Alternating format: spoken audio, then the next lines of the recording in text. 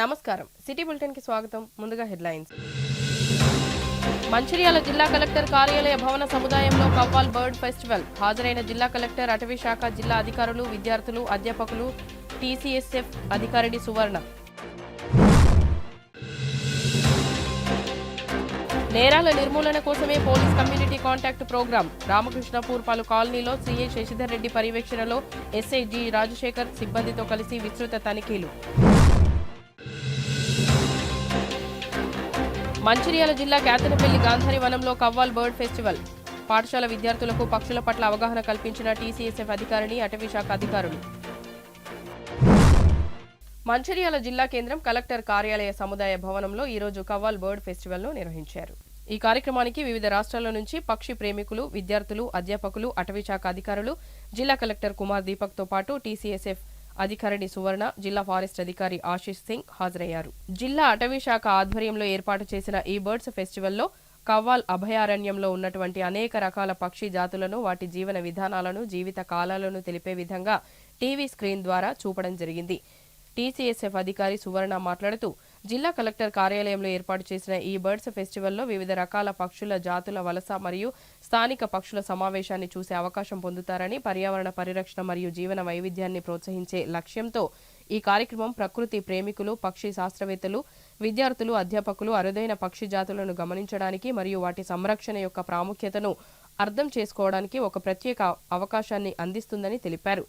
ఈ కార్యక్రమం వలన పక్షులను వీక్షించే అవకాశాన్ని కల్పించడమే కాకుండా వివిధ పోటీలు మరియు విద్యా కార్యకలాపాల ద్వారా పక్షుల సంరక్షణ గురించి అవగాహన పెంచుతుందని వారు అన్నారు. ఈ కార్యక్రమాన్ని ఏర్పాటు చేసిన జిల్లా అటవీ శాఖ అధికారులకు ఆమె ధన్యవాదాలు తెలిపారు. ఈ కార్యక్రమంలో ఫారెస్ట్ అధికారులు విద్యార్థులు తదితరులు పాల్గొన్నారు.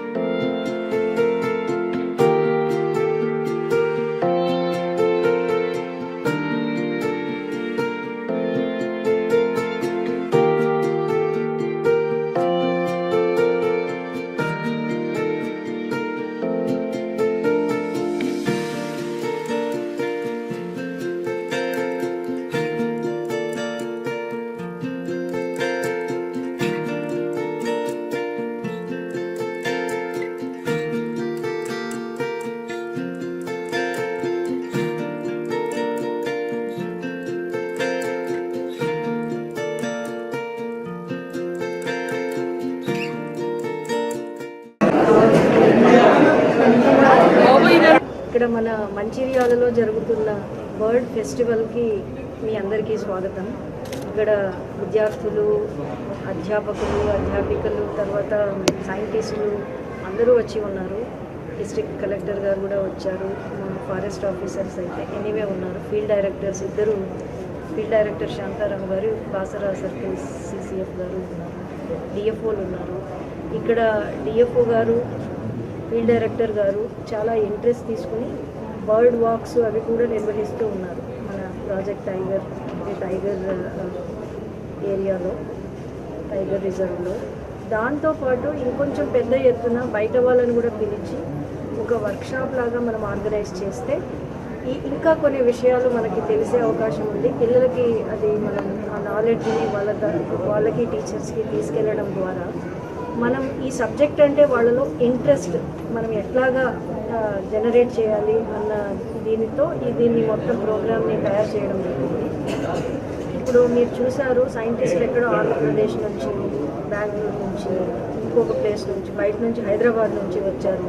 అక్కడ హైదరాబాద్ బర్డింగ్ పాల్స్ అని ఉన్నారు, తర్వాత డెక్కన్ బర్డర్స్ అని ఉన్నారు. వాళ్ళు ఎవరు ఫారెస్ట్ డిపార్ట్మెంట్కి చెందిన వారు కాదు, బయట వాళ్ళు ఐటీ వాళ్ళు కావచ్చు, ఇంకొక రంగంలో ఉండవచ్చు. ఇంట్రెస్ట్ తీసుకొని ఈ పక్షులు అంటే ఏంటి, ఎంతమంది మోర్ దెన్ 100 రకాల కంటే ఎక్కువ పక్షుల్ని గుర్తించగలిగిన కెపాసిటీ ఉన్న వాళ్ళు చాలామంది ఉన్నారు మనకి. అటువంటి ఎక్స్పర్ట్స్లో కొంతమందిని పిలిచి ఇక్కడ విద్యార్థులతో తర్వాత టీచర్స్తో ఈ ఇంటరాక్షన్ ఏర్పాటు చేయడం వలన వాళ్ళ నాలెడ్జ్ పెరుగుతుంది. ఫ్యూచర్లో వాళ్ళు ఏ రంగంలోకి వెళ్ళినా కూడా ఈ యొక్క నేచర్ అంటే మన ప్రకృతి గురించి, ప్రకృతి వనరులలో అతి ముఖ్యమైన ఈ అడవి సంపద, ఎస్పెషల్లీ వైల్డ్ యానిమల్స్ గురించి, అందులో మళ్ళీ నెగ్లెక్టెడ్ వైల్డ్ యానిమల్స్ అంటే టైగరు, లెపర్డు, ప్యాంథరు ఇవే గుర్తుకొస్తూ ఉంటాయి. బర్డ్స్ అనేది చాలా important segment. Across the globe networks ఉన్నాయి బర్డ్స్ మొత్తం గ్రూప్స్ అనేది. అక్కడ ఏది రష్యాలో ఏదో కనపడితే అది మనం ఇక్కడ వాళ్ళు పోస్ట్ చేస్తాం. అలాగా ఇండియాలో కూడా నెట్వర్క్స్ ఉన్నాయి, మన స్టేట్లో కూడా నెట్వర్క్స్ ఉన్నాయి. ఈ విషయాల గురించి మనం విద్యార్థులకు తీసుకెళ్ళాలి. స్లోగా నాట్ జస్ట్ బర్డ్స్, మొత్తం అడవి సంపద, సహజ వనరులు వీటిపైన వారికి అవగాహన వస్తే ఫ్యూచర్లో వాళ్ళు ఈ విషయంలో లీడర్షిప్ తీసుకుంటారు అన్న ఉద్దేశంతో ఇది టేకప్ చేయడం జరిగింది. ఈ విషయంలో నేను ఇక్కడ local officials both mister Shantaram మరియు ఆశీష్ అండ్ దేర్ స్టాఫ్ వాళ్ళని నేను అభినందిస్తున్నాను ఈ ఇనిషియేటివ్ టేకప్ చేసింది. మంచిర్యాల జిల్లా కేతనపల్లి మున్సిపల్ పరిధిలోని గాంధారి వనంలో ఈ రోజు అటవీ శాఖ అధికారులు కవ్వాల్ బర్డ్ ఫెస్టివల్ నిర్వహణలో భాగంగా విద్యార్థులకు పక్షులపై అవగాహన కల్పించారు. ఈ కార్యక్రమంలో పాఠశాల విద్యార్థులు గాంధారి వనంలోని వివిధ రకాల పక్షులను పరిశీలించి వాటి జీవన విధానాలను చర్చించుకున్నారు. ఈ సందర్భంగా టీసీఎస్ఎఫ్ అధికారిని స్వర్ణకుమారి మాట్లాడుతూ గాంధారి వనంలో కవ్వాల్ బర్డ్ ఫెస్టివల్ను విద్యార్థులతో కలిసి నిర్వహించుకుంటున్నామని, పక్షుల జాతులు, వాటి జీవన విధానం, పర్యావరణ పరిరక్షణలో పక్షుల పాత్ర గురించి విద్యార్థులకు అవగాహన కల్పించడానికి ఈ కార్యక్రమం ఏర్పాటు చేయడం జరిగిందని అన్నారు. అటవీ శాఖ అధికారి మాట్లాడుతూ విద్యార్థులకు పక్షులలో రకాలు, వాటి జీవన విధానం, వాతావరణాన్ని బట్టి పక్షుల వలస విధానాలను గురించి విద్యార్థులకు అవగాహన కల్పించడానికి, పర్యావరణం పట్ల వారికి సానుకూల వైఖరి ఉండేలా చేయడానికి ఈ కార్యక్రమాన్ని నిర్వహించామని తెలిపారు. ఈ కార్యక్రమంలో పాఠశాల విద్యార్థులు, అధికారులు, ఉపాధ్యాయులు పాల్గొన్నారు. A safe space to make a nest, and then the nest has to be strong. Then they have to care for the eggs that they lay in that nest, the chicks that they grow in that nest, yes. Right? Yes. But for it to be in a safe space, imagine if a bird is brightly colored and it goes and sits on a nest. Wouldn't it be very attractive, and predators would know, the birds or other creatures that are going to eat that bird or the eggs, they'll know where the nest is, right?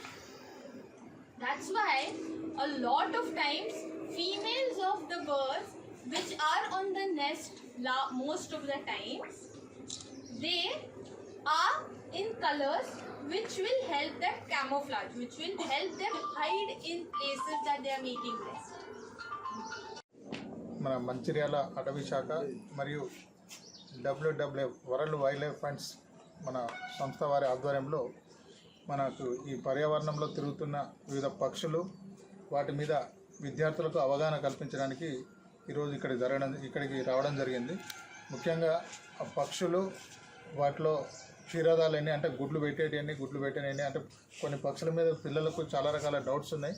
ఆ doubts అన్ని clear చేయడానికి ఈరోజు ఇక్కడికి వచ్చేసి awareness కల్పించడం జరిగింది. ముఖ్యంగా ఈ బర్డ్స్ మనకు ఎన్విరాన్మెంటల్లో వాటి పాత్ర ఏంది, వాటిని వివరించడానికి అంటే ఇప్పటి నుంచి మన పిల్లల ఈ విద్యార్థి దశ నుంచే తెలుసుకుంటే మనకు మిగతా వాళ్ళకు కూడా చెప్పడానికి వీలుంటుందనే ఉద్దేశంతో ఈ అవేర్నెస్ కార్యక్రమం నిర్వహించడం జరుగుతుంది. కవ్వాల్ బర్డ్ ఫెస్టివల్ జరుపుతున్నాము. సో దాని సందర్భంగా మేము ఏంటి అంటే ఇక్కడ స్కూల్ పిల్లలకి మనకి బర్డ్స్ గురించి, పక్షుల గురించి అవగాహన తెలియజేయడం జరుగుతుంది. అంటే బర్డ్స్ కూడా చాలా డిఫరెంట్ టైప్స్ ఉంటాయని పిల్లలకి ఇప్పటి నుంచి అవగాహన తెలియజేయాలని ఉద్దేశించి మేము ఈ పిల్లలతోని ఇక్కడ గాంధారి వనంలో మేము ఈ బర్డ్ వాక్ చేయడం జరుగుతుంది. పిల్లలకి మనం జస్ట్ చెప్పడమే కాదు, సో కొన్ని ఫ్లాష్ కార్డ్స్ ఉన్నాయి, వాటితో యాక్టివిటీస్ చేస్తున్నాము, డ్రాయింగ్ యాక్టివిటీస్ కూడా చేస్తున్నాము.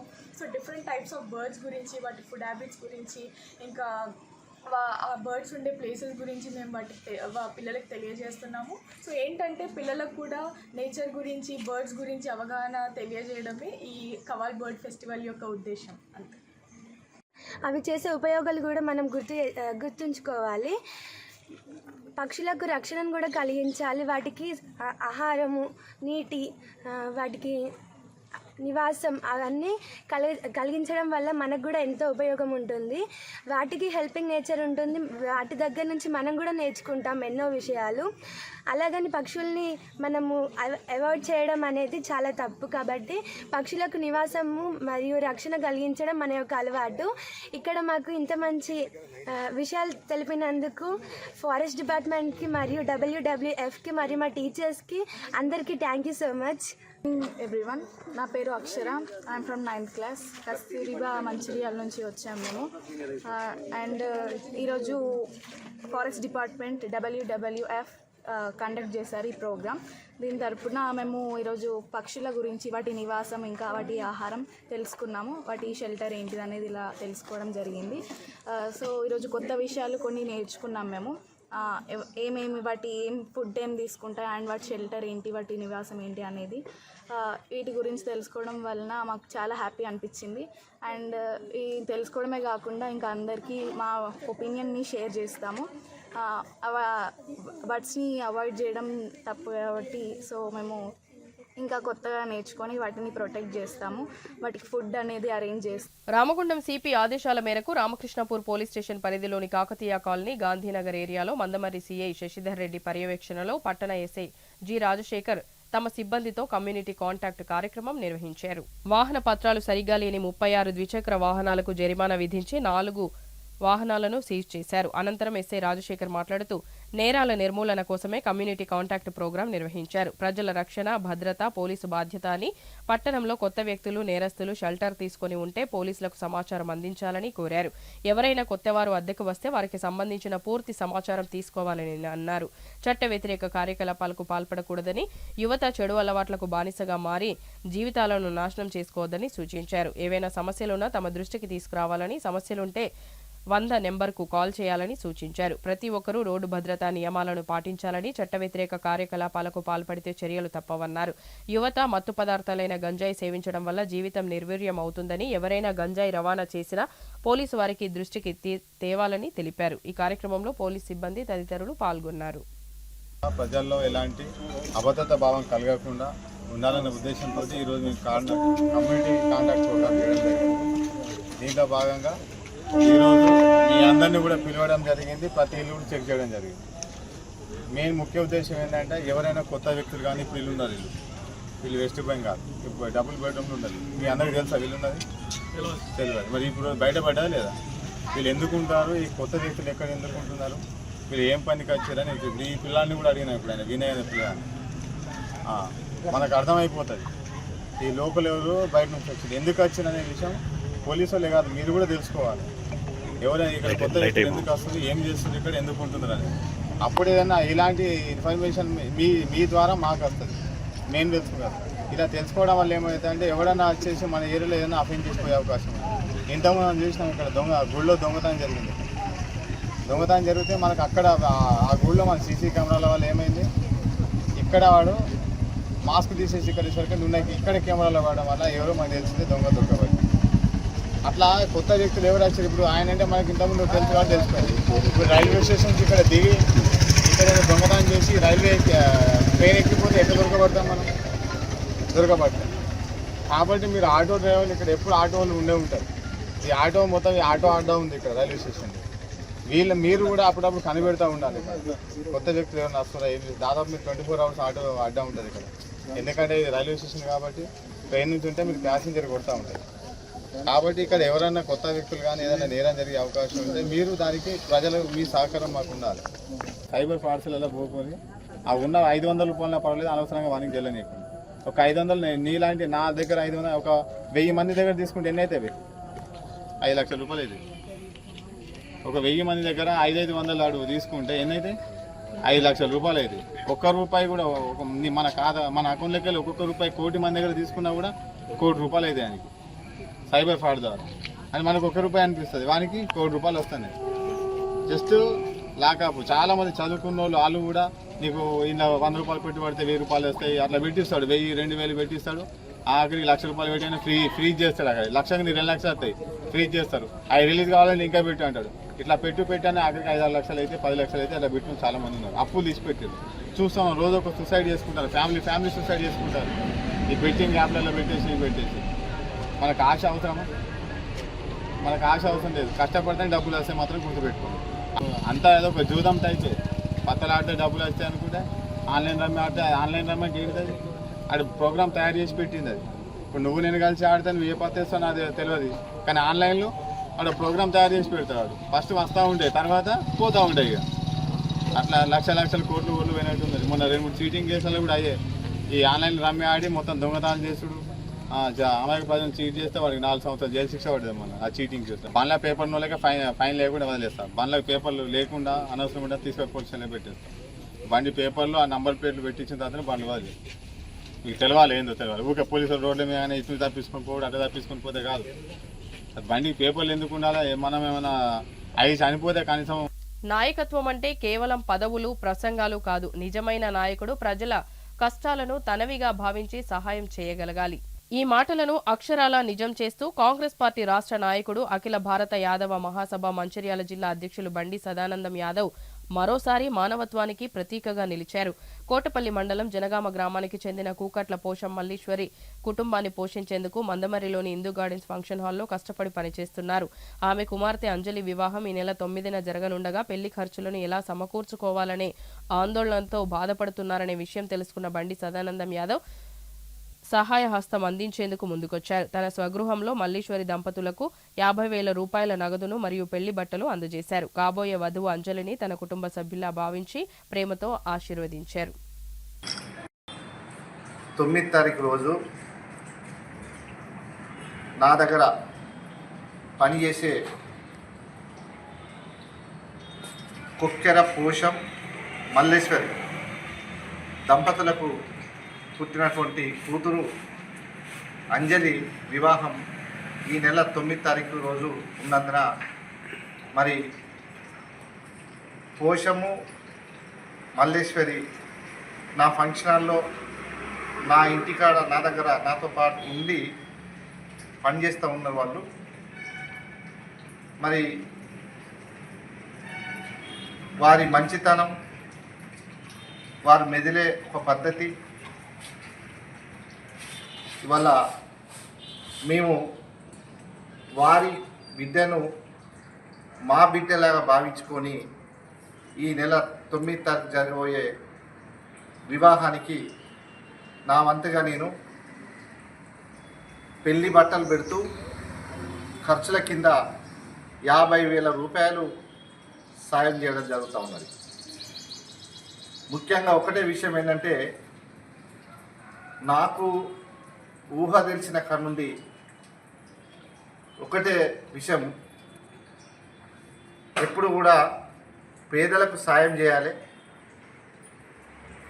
మనము బాగా భూస్వాముల కుటుంబంలో పుట్టినప్పటికీ మనకు ఉన్నటువంటి స్తోమతలో మనకు నమ్ముకున్న వారికి, మనతో ఉన్నటువంటి వాళ్ళందరికీ కూడా ఎవరైతే పేదరికంలో ఉన్నారో వారిని మనకు తోచిన విధంగా సాయం చేయాలని చెప్పి ఎప్పుడు నా మనసు తపిస్తూ ఉంటుంది. దాంట్లో భాగంగానే ఇవాళ ఇదే కాదు, మా దగ్గర పనిచేసినటువంటి వాళ్ళందరినీ కూడా నేను ఎప్పుడు కూడా కంటికి రెప్పలా చూసుకుంటా ఉన్నా. ఈ ఇల్లే కాకుండా బయట కూడా మందమరి పట్టణమే కాకుండా వివిధ గ్రామాలలో కూడా పేదవాళ్ళు ఎక్కడ ఉంటే వారికి నాకున్న స్తోమతలో నేను నా స్తోమత బట్టి నేను సాయం చేసుకుంటూ వస్తూ ఉన్నాను. నాకు ఎప్పుడు కూడా బాగా సంపాదించాలి, బాగా పెద్ద కోట్లు సంపాదించాలన్న ఆశ కన్నా పేదవాళ్లకు సాయం చేసుట్లనే నా మనసు ఎప్పుడు తృప్తిగా ఉంటుందని చెప్పి ఈ సందర్భంగా తెలియజేసుకుంటాం.